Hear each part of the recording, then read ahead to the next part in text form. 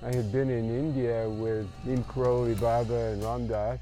In 1 week in India, 3 people came up to me on the street and said, you should go to Mount Shasta. I mean, this is in India. I came up here and camped out on the mountain, fasted for 5 days. And one morning I woke up and I heard somebody talking to me. And I looked around, the sun hadn't come up yet, but it was light. I looked around, who's that? I couldn't see anybody. Right. But this voice, whoever it was, knew all about me, knew my past, present, and started talking about my future. Yeah, he said, you're gonna live here. And I said, no, I'm not. I had a farm upstate New York near I lived 25 minutes from Woodstock. So the last thing he said was, and I want you to change your name to that of the mountain. And I went, Mount Shasta? And he said, that's it. And I said, no way. See, all my friends in India took Indian last names. Right. And I didn't. I deliberately did not ask Maharaji for an Indian name because, I had a name, it worked for me. So to me, it seemed a little phony for an American to take a Hindu name. But then Saint Germain said, take Mount Shasta as your name. And I thought, that is really weird. That's even weirder. So I said, I won't do it. And he said, yes, you will. And I said, no, I won't. And then, I had this argument with Saint Germain. I didn't know it was Saint Germain at the time. But he said, well, we shall see. We shall see. So I said, okay. But so, about a week later, I started writing a little booklet that I had. And I thought, it doesn't hurt to use that as a pen name. So that book got published, and then a year later when I came back, people started calling me by that name. And then I was supposed to, make it a legal name, and I realized now there was some other reason that I was supposed to take that name, Shasta, that it was a name I'd had in a past life that still has some energy in it for me, and I don't know, it still remains to be seen where it's all going. There's a lot of theories about how Mount Shasta got its name. One of them is that they're French fur trappers, and they thought Mount Shasta was beautiful and pure. So in French, chaste is pure, so it's the pure mountain. But then of course you have the Chastel Indians, so it might have been named after that. But what's interesting is in Sanskrit, Shasta is someone who lives according to divine law. So a Shastra is a spiritual teacher who teaches spiritual law, teaches the Dharma, and the Shastris are the teachings. Spiritual teachings are the Shastras. The name Shasta is someone who tries to live according to divine law, which is what I try to do. Come on. Oh, there they go. Whoa. Okay, that's about better than hitting a tree. I've kind of jumped ahead here to my second trip to Mount Shasta. I didn't want to be on the earth anymore. I lived with a yogi in the Himalayas who was getting ready to leave his body. These guys can do that when they want. They just leave their body and they go to a higher plane. So I thought, that sounds good. I was staying in Berkeley, living on somebody's floor. See, I was staying on Jayutal's floor, and this ball of light came down into the living room and said, go to Muir Woods. I'll meet you there. But I didn't know who it was. So it was like 8 o'clock in the morning. It was pouring rain. And I drove out there. I was the only one in the parking lot. And I went out into the forest, and I found a tree that was hollow from a fire, a big redwood tree. So I got inside to get out of the rain. And I started doing this Vipassana meditation where you just feel the in-breath and the out-breath. And my eyes were open. I was looking down at the forest floor. Well, I should really, before I leave my body, I should ask permission from somebody. The story was that when you become enlightened, you just merge with the infinite and you're gone. So I didn't think there was really anybody up there who knew about me or listened to me or anything. But I thought, just in case, I should pray. So I prayed to Jesus and maybe even Moses, I don't know, and Sai Baba and Saint Germain, every master I could think of. Including Saint Germain. Krishna and, including every, I went down the list, Mother Mary, And so I was sitting there. Please. I was sitting there just doing the Vipassana, and suddenly a guy materialized out of thin air, like Obi-Wan Kenobi, in front of me, just wearing jeans, regular guy about my age. And he said, "Peter, your prayer has been heard." And I thought, how does this guy know my name, He said, "I am the part of the Godhead that has been sent to answer your prayer." And I thought, that's interesting. It's the first time in my life a prayer has been answered. He said, "You can leave your body if you want, but I want to show you something first before you give me your answer." Then he touched me on the third eye. Next thing I know, I'm outside my body, looking back. There's the physical body there. There's another body here. And then he put his arm around me, and he took me up off the earth somewhere. You were feeling him tangibly? Oh, yeah, just like you. Okay, like you did. Yeah. Here. Okay. Yeah. And, but, he didn't look like the pictures of Saint Germain, just a regular hiker or something. And the next thing I know, we're in this realm where beings were balls of light emanating rainbow colors, which I know now is the I am presence, or the Atman of the soul. It's like the permanent self.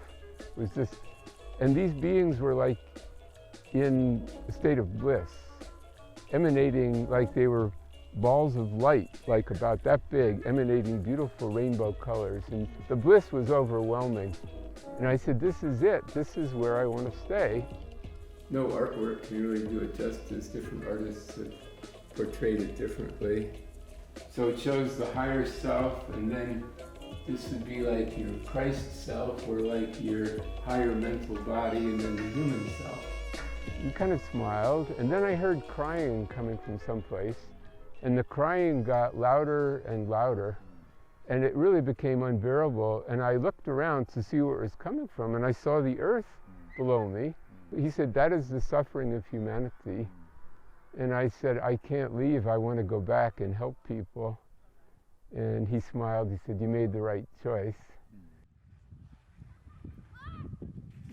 So he said, "I want you to go to Mount Shasta, and the first person you see there will tell you what to do next." Wonderful. So the next thing, I'm back in my body in Muir Woods, and there's this kid standing in front of me, young guy. I mean, not kid, he was my age, Right. And he said, "Now I'll show you who I am." So he takes a few steps back like this, and he turns into this master wearing a white robe, and then he just faded out, disappeared, Obi-Wan Kenobi, by Beautiful. the Force is with you, that kind of thing, So I got in my car. There was still no one in the parking lot. It was still raining. I got in my car, and I drove Where are we in, Peter? 72. Okay. That might have been then 73. Then I was sitting there. He said, "The first person you see will tell you what to do next." So some guy came up to me, my age. He said, "You've got to call this lady by the name of Pearl." And he said, "Come on over when you're done breakfast." So I went over. I said, "I don't know who Pearl is, but I was told to do what the first person said." Right. I went up to Pearl's house on B Street in town. Here's this little, like, grandmotherly lady, like Yoda. Opens the door. She says, "I've been expecting you, my dear. Come in." And I said, "How could you be expecting me?" Right. She said, "The Master Saint Germain came to me this morning and said he was sending you to see me." Beautiful.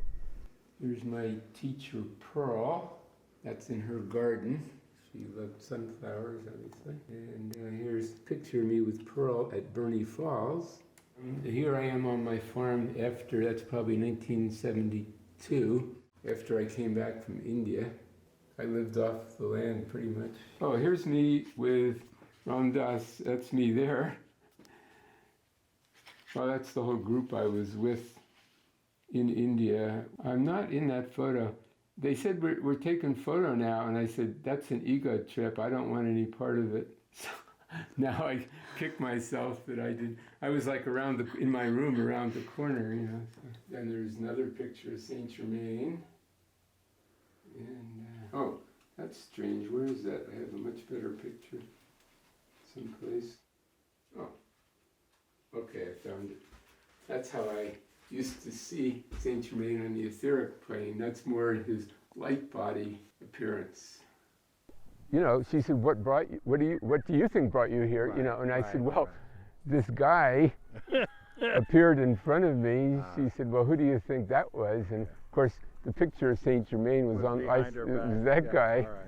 And then she said, he's teaching you, he's talking to you. And I said, I don't hear a thing. And would you channel a message, you know, from him? Right. She said, no, I don't channel, that would weaken you. And I said, well, I don't hear anything. Right. And she said, he's talking to you on a higher level. You're storing what he's saying. When it's time for you to act, you will intuitively know what to do.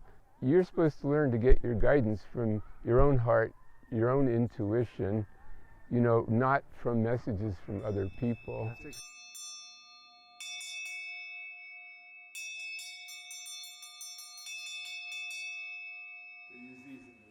Oh, that's great. Thank you for sharing My that. teacher, Sai Baba, I visited in India. I heard he had a cup of coffee in the mornings, and when I make my coffee, I sort of offer it to him. Nice sound. You know, she asked me where I'd been. I told her about all these gurus, you know, that I'd met in India, and Neem Karoli Baba and Sai Baba and so on. And then I kind of said, well, you know, like, what do you do? She said, I work with the inner presence, you know. And I said, well, how does that work? She said, would you like to meditate? And I said, sure. I was going to get in lotus, sit down on the floor and, you know, close my eyes, full lotus and meditate. And she said, you don't need to sit on the floor to meditate. And I said, really? And then she said, you don't even need to close your eyes to meditate. Just turn your attention inward and feel the presence in your heart. That's like what Trungpa Rinpoche calls the soft spot. It's like, if I say, who are you? You don't point to your head or your arm. Why do you go here? Me. She said, meditate on that spot there, the feeling there, and know that there's a flame anchored there. And then, you know, as I was looking at her, this light started to come in, and then she said, now say, I am the living light. And when I said that, it's like someone turned the light on in the room. And I said, I've seen the light. Like, it was a scene out of the Blues Brothers, you know, John Belushi doing I've seen the light. I always heard about the light. Have you seen the light? And I said, I just saw the light.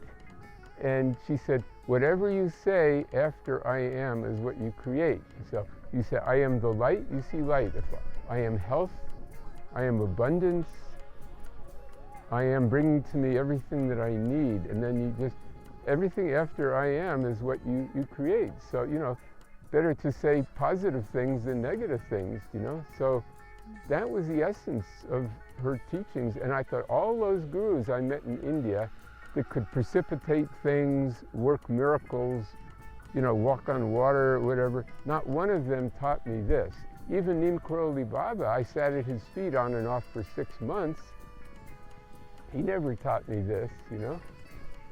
I mean, I guess he knew the time would come when I would get it, you know. Or he didn't, whatever. But now he appeared to me since then, and he said, you finally got it. Oh, good. Well, you're a little slow, we but got a you finally got it. You know what I mean? Now you have This is where we were the other day up here in 20 Flat. This is sort of heavy. It actually belongs to my daughter. It's a model of Excalibur. I'm not just, you know, on an ego trip there. It's symbolic. That's the image of Manjusri, who uses the sword of discriminating intelligence to cut through the knot of ignorance. So we can all manifest that quality. So if you visualize yourself with a sword of wisdom, then you cut through the knot of ignorance. It's a tantric visualization. You're not supposed to be saying, hey, look at me, I've got a sword and all that stuff. And Mount Shasta then was a real kind of logging community. There were signs up downtown that said no hippies allowed, no long hairs, all that. People would make derogatory. Yeah, I had real long hair. I was wearing all my white kurta, sandals. I had a big malla, you know. And people would say, hey, hippie, why don't you get a job, you know, stuff like that. So this is my passport photo from 1972. I know one time was one of my books I was writing. It was called Search for the Guru, one of my autobiographical books. And I got so frustrated with it, I almost deleted the whole thing and said, screw it, you know. But I said, before I do that, I'm going to come up here and pray, you know. And I came up here and I heard, turn around, there's people waiting for you in the parking lot. And I went, give me a break, you know. It's like, and I kept going. I was just going to walk up and leave my body on the mountain. I was just going to lie down in the snow and go to sleep, you know. And he finally said, you know, the third time he said, I said, go back to the parking lot. So I said, okay, I can still go up and I'll go to the parking lot, you know, and then I can go back up. So I walked down there. There was 150 Indian people in the parking lot. And this guy said, Peter, I've been sending you emails. Our group wanted to meet with you. And I hadn't answered them because I didn't want to be bothered. You know, I just like to meditate and be alone and stuff. He said, would you meditate with us? Well, 150 sat down right in the parking lot and meditated for a while.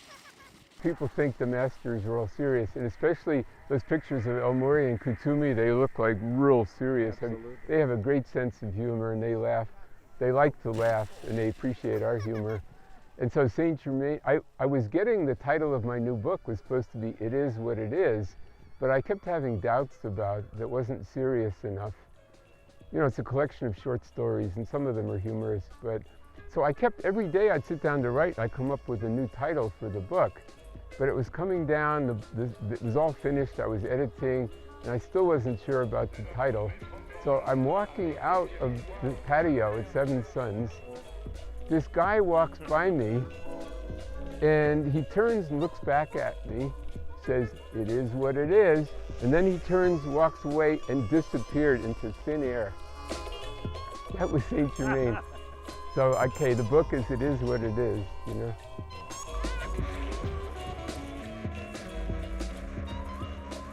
I think the path, my path is getting simpler. I might end up as a Taoist or something, you know, just to be in the present moment. Yeah. And you know, there's so much emphasis in a lot of spiritual circles around ascending, or also being in the oneness, you know, and like, screw everything else, I'm going to be in the oneness, you know what I mean?